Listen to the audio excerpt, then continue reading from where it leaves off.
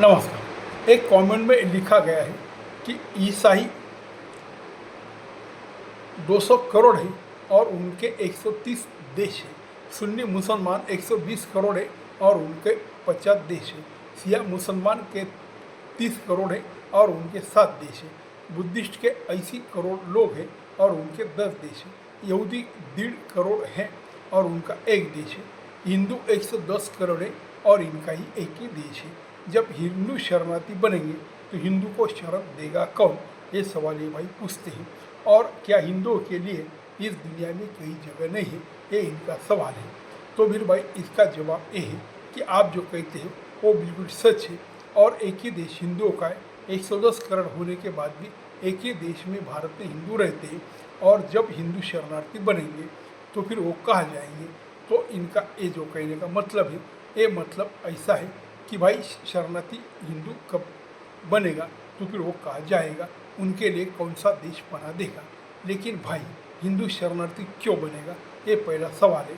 और हिंदू शरणार्थी कभी बनेगा नहीं, या हिंदू आज तक जितने ही हजारों सालों से इस देश पे आक्रमण हुए, हिंदू एक तो कन्वर्ट हो गए और फिर हिंदू इसी देश में जो बुरी स्थिति है उसमें अभी तक रहते हैं और फिर ऐसा ही रहेंगे। क्योंकि हिंदुस्तान के का बंटवारा हो गया है, पाकिस्तान में रहने वाले हिंदू कन्वर्ट हो गए, कुछ बुरी हालत में है, कुछ भारत में चले गए, और बांग्लादेश का हिंदू कन्वर्ट हो गया है, कुछ बुरी हालत में और फिर भारत में आ गए। तो फिर जब भारत में ही से निकलना होगा तो ये कब कहा जाएगा, ये सवाल है। एक बात ये मैं कहना चाहता हूँ कि जब यूक्रेन और रशिया का युद्ध चला था और आज भी चल रहा है, तो रशिया यूक्रेन से लोग भागने लगे और वो नज़दीक के पोलैंड में, फ्रांस में या यूरोप में चले गए। लेकिन तब मेरे मन में ये आया था कि जब कभी भी पाकिस्तान या चीन जब भारत पे हमला करेगा तो फिर भागने की ज़रूरत जब पड़ेगी तो भारत कहाँ जाएगा, भारत के लोग कहाँ जाएंगे। क्योंकि भारत के आजू बाजू में जो ही देश है वो तो इनके दुश्मन देश है, दुश्मन देश में कोई जा नहीं सकता। और फिर नीचे अरबी समुद्र है, वहाँ पे तो कोई जा नहीं सकता, तो फिर भारत का व्यक्ति कहाँ जाएगा।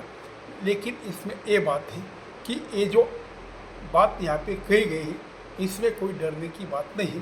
क्योंकि हिंदू 110 करोड़ है और जब 1.5 करोड़ यहूदी आजू बाजू के सब मुस्लिम देश होने के बाद भी शान से रह रहा है, और जब युद्ध की स्थिति आती है तब सब मुस्लिम देशों को वो ठोक रहा है, तो फिर हिंदू पीछे क्यों रहेगा।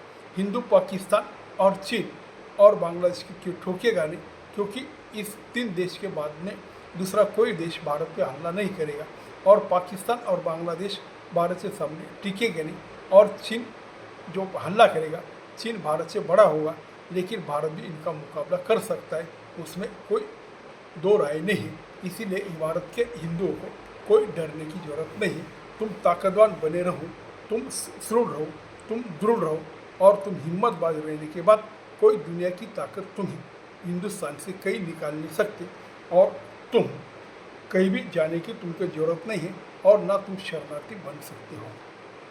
नमस्कार।